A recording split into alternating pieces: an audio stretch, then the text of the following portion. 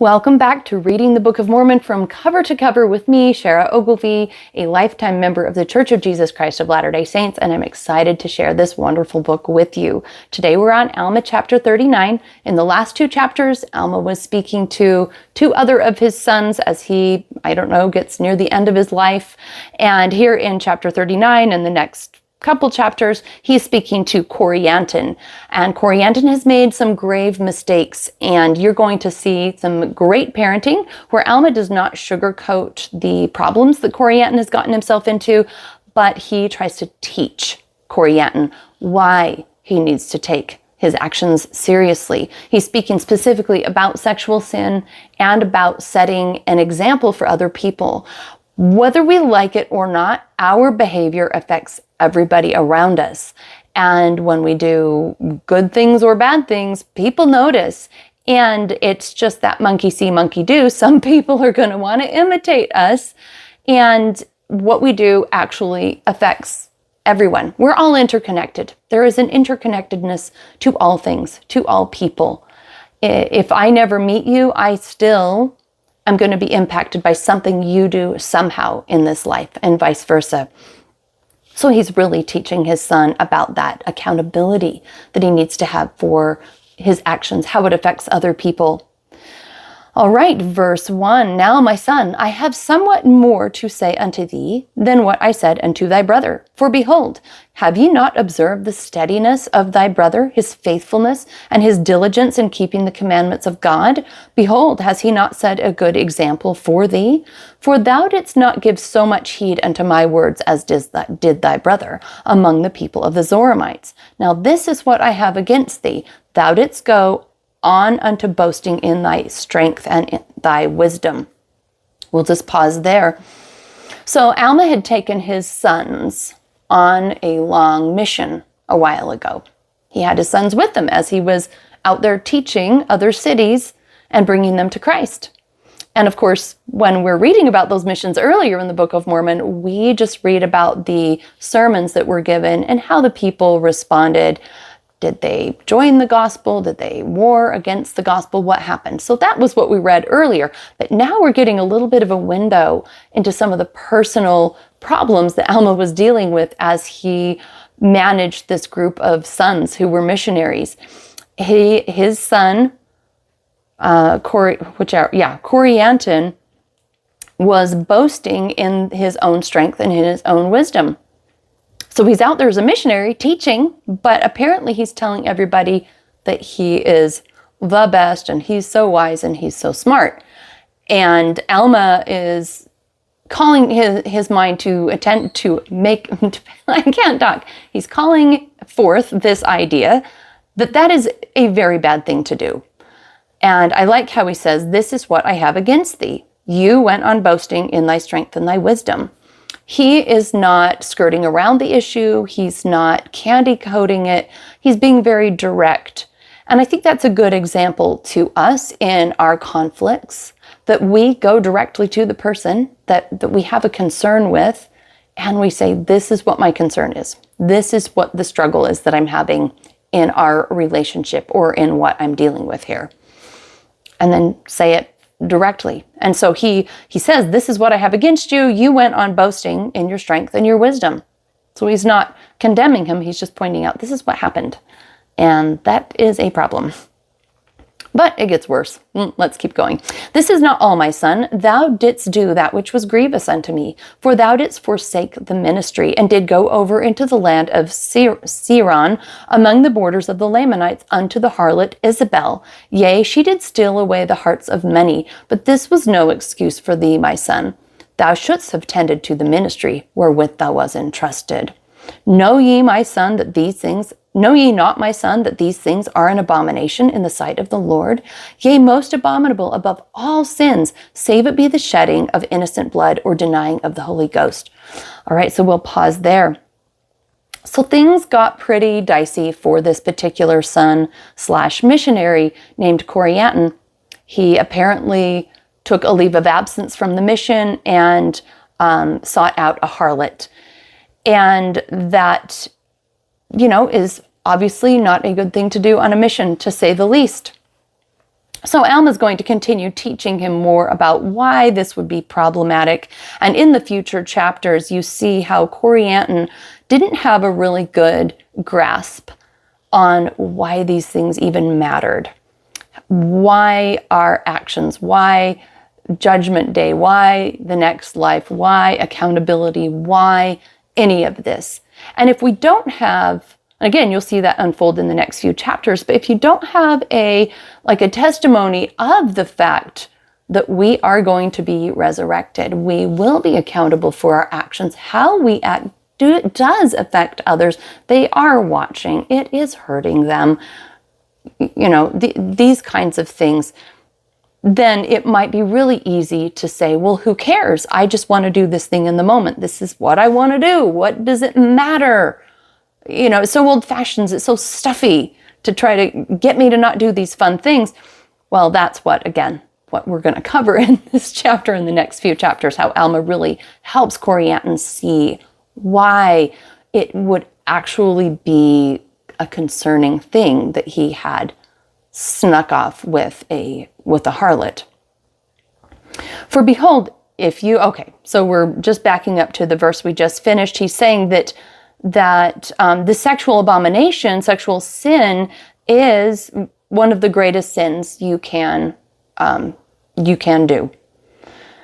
Similar to the worst sins would be shedding innocent blood or denying the Holy Ghost, and it's not as bad as those, but it's high up there. And I have to say, I've sat in a lot of church classes talking about this. I've talked about it with people in my therapy practice. I've done a lot of thinking about it, about how do you manage the fact that it's such a serious sin, sexual abomination, sexual sin, when it's also something we're so wired to do. And, if we look prevalence-wise, how common that is for it to occur, how can it possibly be so deeply serious? I mean, it doesn't feel that bad in the moment. And, the majority of individuals on the planet probably participate in some kind of sexual sin.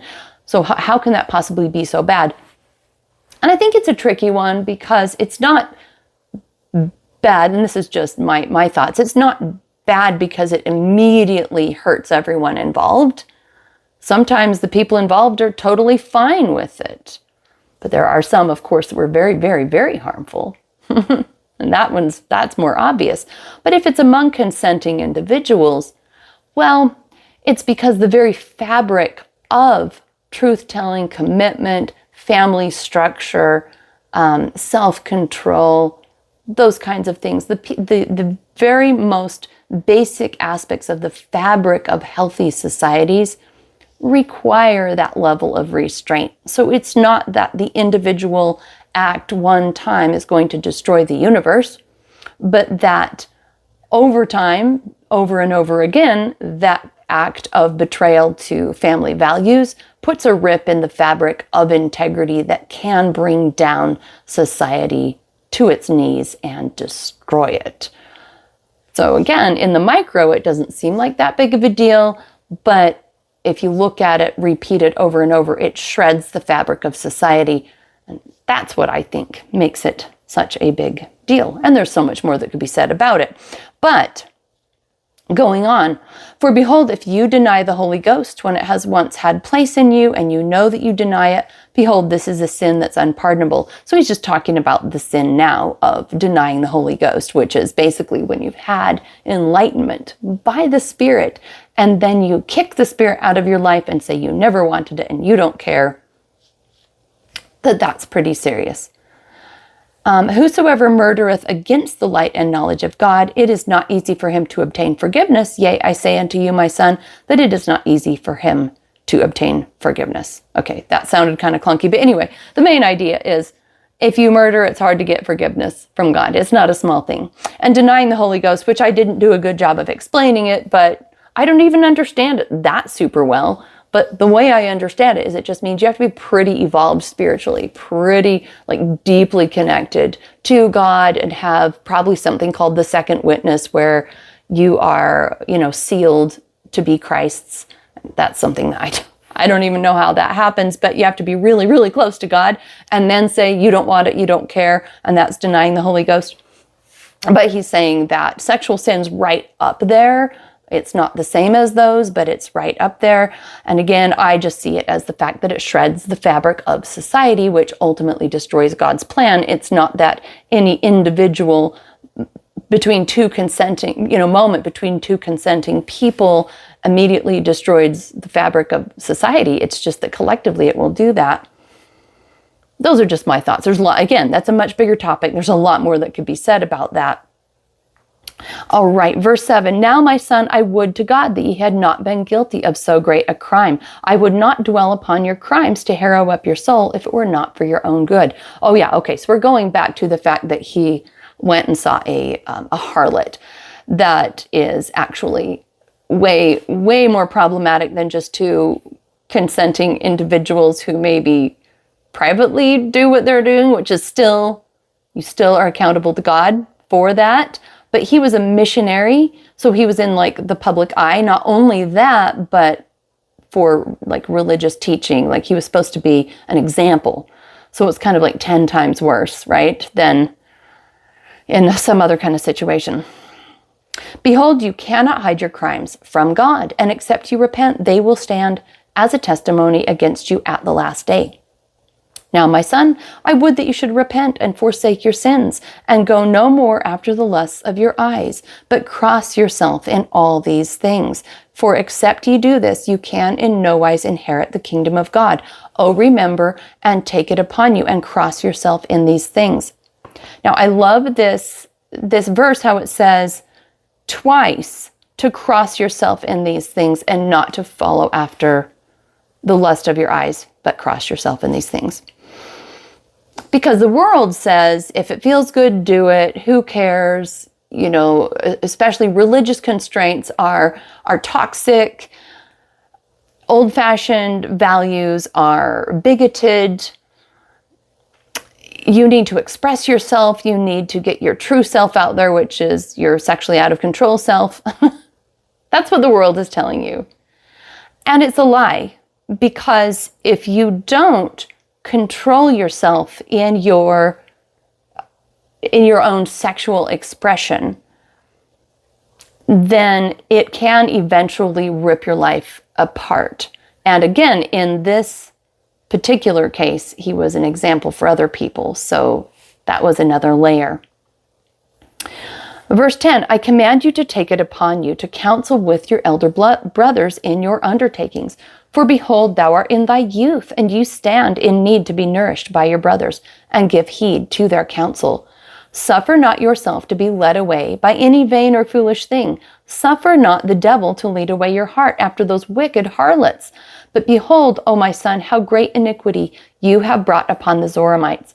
For when they saw your conduct, they would not believe in my words. So here's really where the rubber meets the road, is that Alma is out there with his sons doing missionary work, and because of Corianton, now his whole missionary endeavor appears like it's going down in flames. They won't even listen to what he's saying because they see Corianton's example. And I think it's funny because, many people in the world say sexual restraint is not a big deal.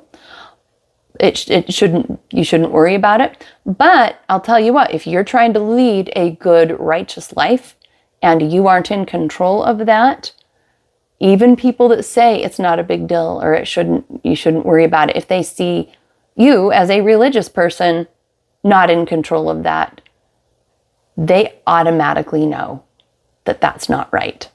Like even someone who's going to say, what's the big deal? Do what you want. They see someone who professes to be religious, who doesn't hold themselves to a higher value, they'll immediately say, oh, that person's such a hypocrite.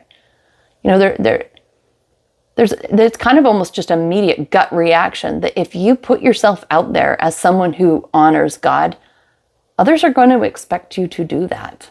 Not that it's all about perception, obviously not.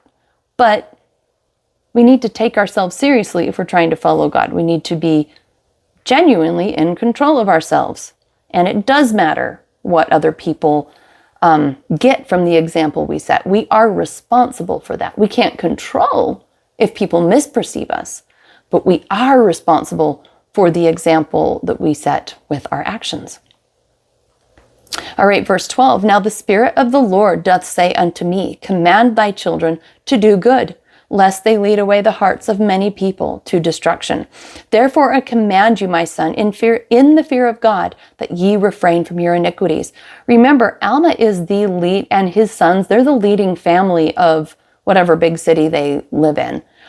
And so a lot of people are going to be watching them. And again, it's not about just trying to appear a certain way, but if you're in a role of leadership, you need to be a certain way. You need to be something that can actually help lead the people. And that is what Alma is turning his son's attention to. Like, we need to deliver on being the people that can lead others. Okay, further, that ye turn to the Lord with all your mind, might, and strength, that ye lead away the hearts of no more to do wickedly, but rather return unto them and acknowledge your faults and that wrong which ye have done. Now, Alma should really connect with this because, of course, when he was younger, he was seeking deliberately to destroy the church. And then he had his conversion experience, and he immediately went out and started teaching everyone, I was wrong. This is what's right. We need to follow God. We need to believe in Christ. So he's telling his son, you would do well to turn and repair what you've done. All right, going on. Seek not after riches nor the vain things of this world, for behold, you cannot carry them with you. And now, my son, I would say somewhat unto you concerning the coming of Christ. Behold, I say unto you, that it is he that surely shall come to take away the sins of the world. Yea, he cometh to declare glad tidings of salvation unto his people. And now, my son, this was the ministry unto which ye are called, to declare these glad tidings unto this people, to prepare their minds, or rather that salvation might come unto them, that they may prepare the minds of their children to hear the word at this time of his coming. So we're really getting down to what's the point here. Testifying of Christ is what Alma wants his son to do. And he needs to be a worthy vessel to do that and have the respect of the people to do that effectively. And now I will ease your mind somewhat on this subject. Oh, yeah, I thought I lost my place. I didn't. Behold, ye marvel why these things should be known so long beforehand about the coming of Christ. Behold, I say unto you, is not a soul at this time as precious unto God as a soul will be at the time of his coming? Is it not necessary that the plan of redemption should be made known unto this people as well as unto their children? Is it not as easy at this time for the Lord to send his angel to declare these glad tidings unto us as unto our children, or as after the time of his coming? So he ends the chapter with some rhetorical questions, but why would we be told far in advance of Christ's coming? Because our souls are precious. Because God has the ability and the motive to send angels to help us know we matter, we're here, we deserve to know. And that is how he ends the chapter. And we will continue on in the next chapter and hear more of what he teaches Corianton. Again, I love this fatherly conversation that he's having with his son, because in the next, I think it's 3 chapters, he gets really doctrinal with Corianton. So I love it. I am so grateful for these verses that testify of Christ, that help us know that he came, that he died for us, that he is our hope, that he is our strength, and that we're not alone for wanting to stand for Christ. There are so many throughout history who have testified of Christ. And I leave that with you in Christ's name, and I'll see you in the next episode.